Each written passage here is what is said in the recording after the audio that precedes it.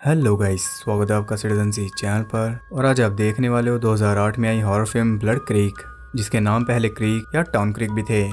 इसे डायरेक्ट किया है जॉर्ज शूमाचर ने, जो कि बैटमैन फॉरएवर के भी डायरेक्टर थे। और इसमें लीड रोल में हमारे सुपरमैन हेनरी कैविल, साथ में मैग्नेटो, माइकल फैसबेंडर और डोमिनिक पर्सल भी, जिन्हें आप प्रिजन ब्रेक से जानते होंगे। लेकिन इतने बड़े बड़े नाम जुड़े होने के बावजूद भी ये मूवी अंडररेटेड है। क्या आप इसके बारे में जानते हो? ये मूवी भी काइंड ऑफ नाजी से जुड़ी है, लेकिन इसमें हम उनके एक्सपेरिमेंट्स नहीं बल्कि कुछ और देखेंगे। तो ज़्यादा देर ना करते हुए जल्दी से स्टोरी स्टार्ट करते हैं।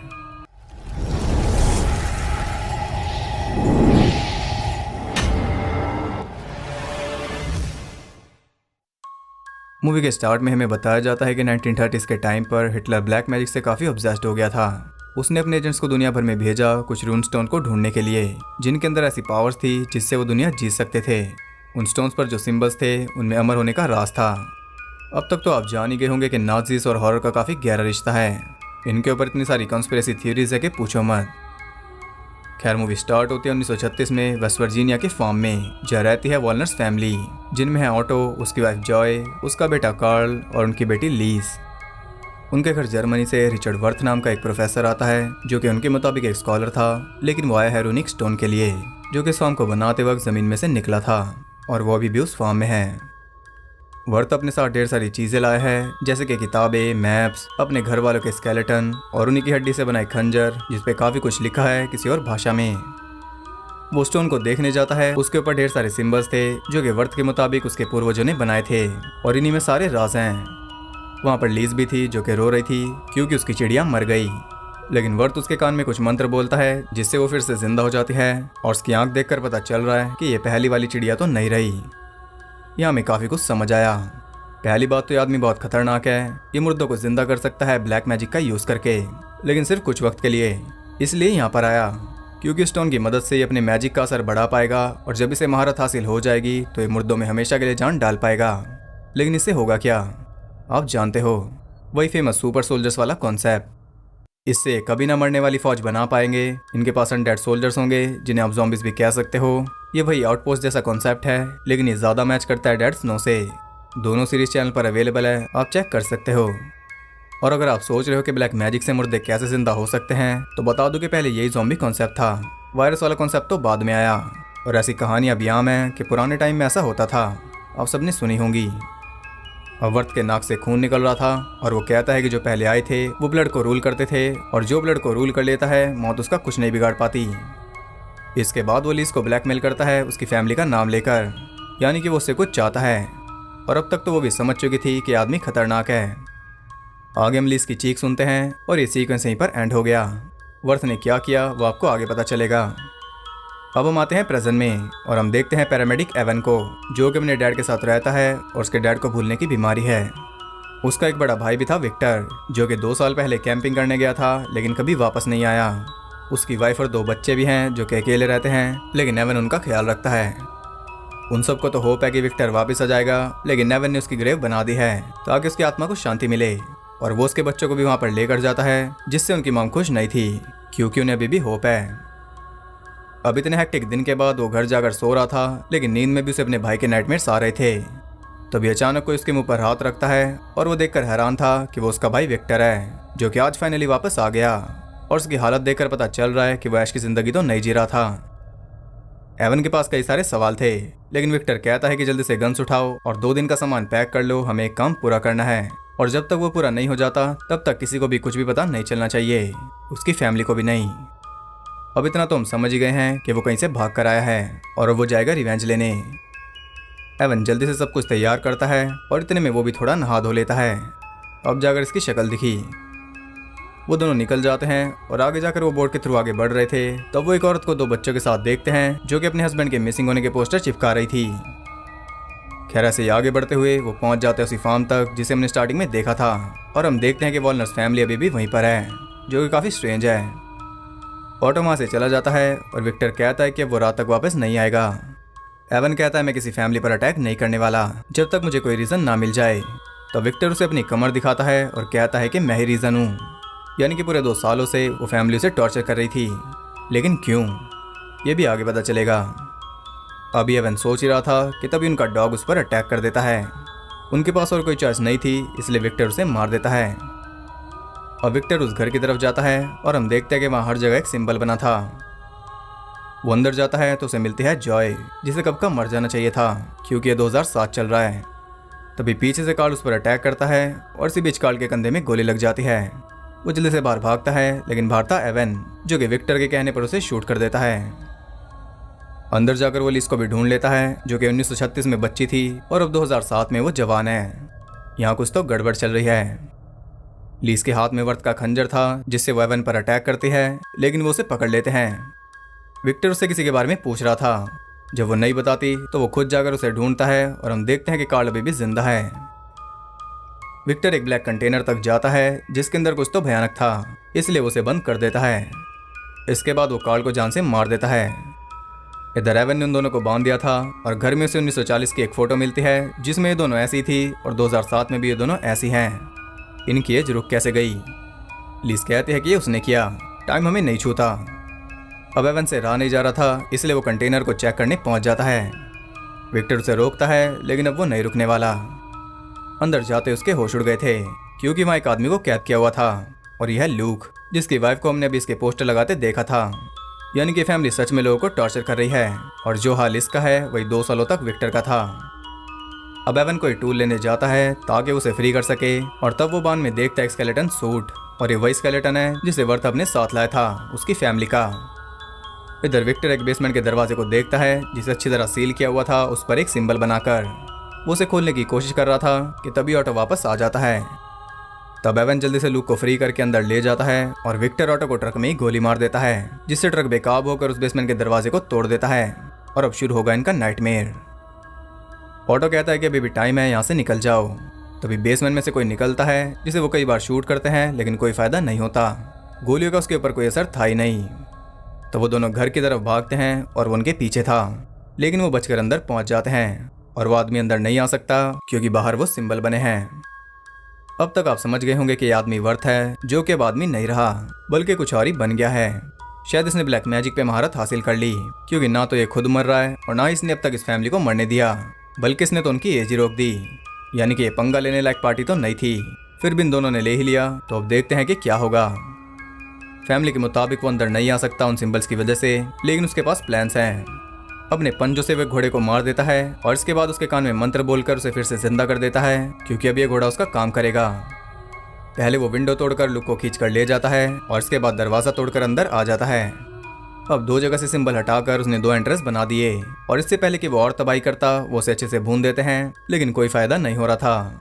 तब आखिर में एवन उसे जला देता है, तब जाकर वो बाहर जाता है। वो सब जल्दी से दरवाजे को फिर से खड़ा करते हैं और एक चादर पर वही सिंबल बनाकर विंडो पर लगा देते हैं और हम देखते हैं कि लूक अभी भी जिंदा है।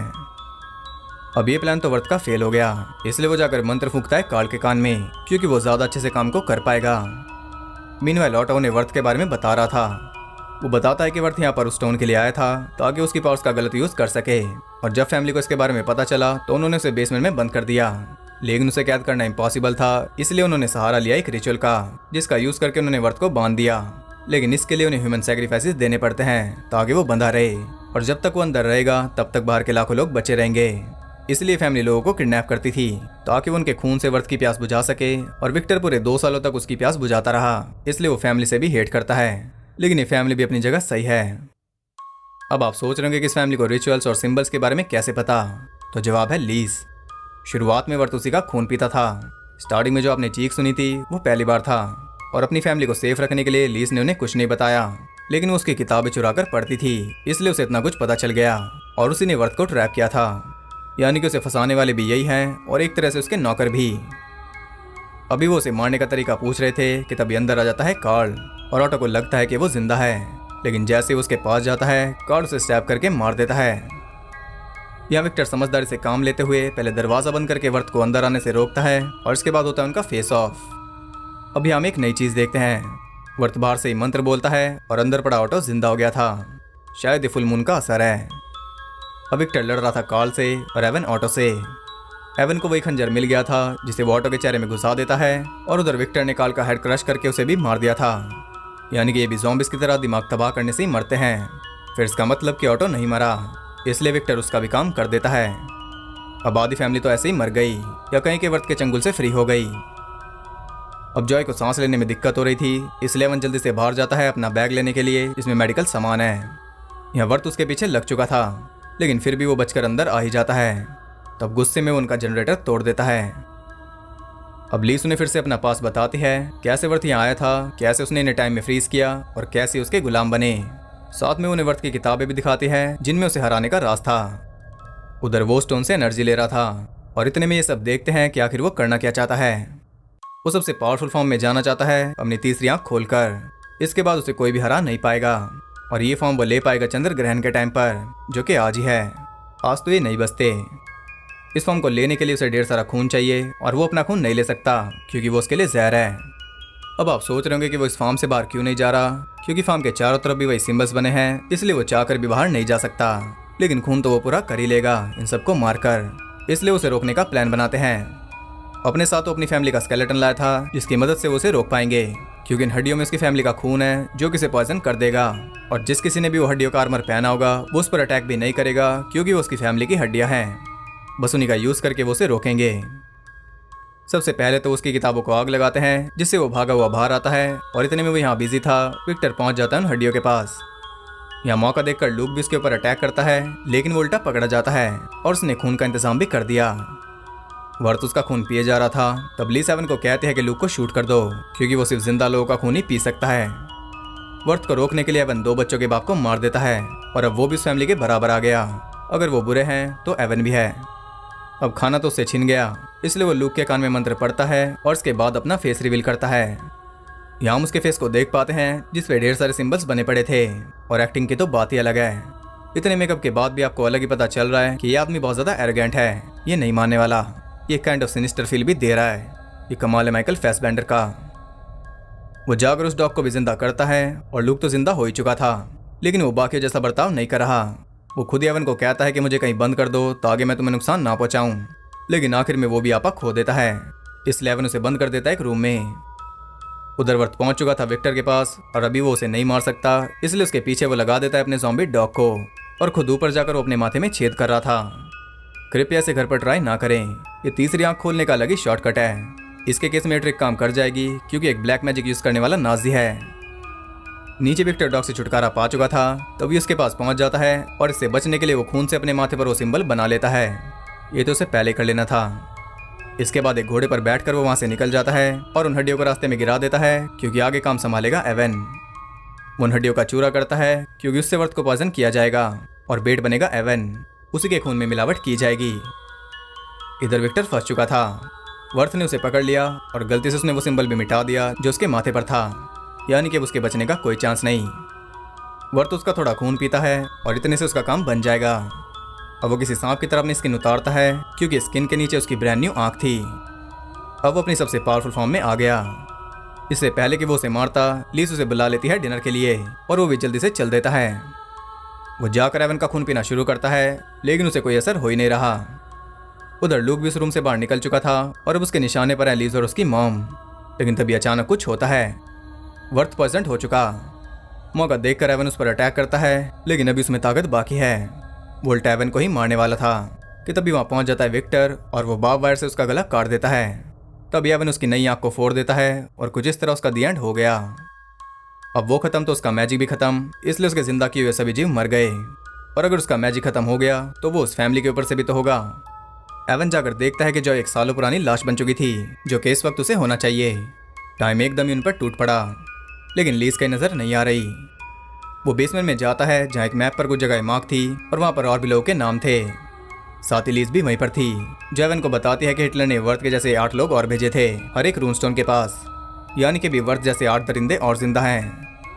हम देखते हैं कि लीज बूढ़ी हो चुकी है और उसकी एज धीरे धीरे और बढ़ रही है। देखते ही देखते वो भी मर जाती है। तब वो दोनों भाई इस फार्म को जलाकर वहाँ से निकल जाते हैं। अब जाकर 2 साल बाद विक्टर अपनी फैमिली के पास है, लेकिन अभी भी उसके दिमाग में कुछ और ही चल रहा है। जबकि एवन ने सोच लिया है कि उसे क्या करना है और उसने फैसला कर लिया कि वो वर्थ जैसे आटो को ढूंढकर मार डालेगा। इसलिए वो अपनी बॉडी पर परमानेंट सिंबल बनाकर घर से चल देता है और वहीं उसका भाई वापस पहुंच चुका है फार्म पर, क्योंकि अब उसे भी अमर होने का लालच आ रहा है। इसी के साथ ये मूवी एंड हो जाती है। तो जैसा कि आपने देखा, ये क्वालिटी फिल्म थी, डायरेक्टर से लेकर एक्टर्स तक सभी टॉप क्लास हैं और कहानी तो मिस्टीरियस है ही। इस मूवी की टोन भी एकदम डार्क है जो कि इसे पूरी तरह सूट करती है। इसमें दिन भी दिन जैसा नहीं लगता। कुछ ऐसी टोन आउटपोस्ट की थी। ये मूवी खत्म हुई सीक्वल की उम्मीद के साथ, लेकिन सीक्वल कभी नहीं आया क्योंकि मूवी अच्छा परफॉर्म नहीं कर पाई। इसे बहुत ही कम टाइम के लिए 2009 में रिलीज किया गया, फिर ये 2010 में डीवीडी पर आई। और मुझे तो वर्थ का कैरेक्टर काफी पसंद आया। उसमें एक अलग एविल दिखता है और वो काफी ज्यादा इम्पैक्टफुल है। अगर इसका सीक्वल आता तो मैं तो उसे देखना पसंद करता क्योंकि मैं इसके जैसे और दानवों को खत्म होते देखता हेनरी कैविल के हाथों से। लेकिन हर बार चीजें अच्छी नहीं होती और बेचारे हेनरी कैविल के साथ तो यही केस है।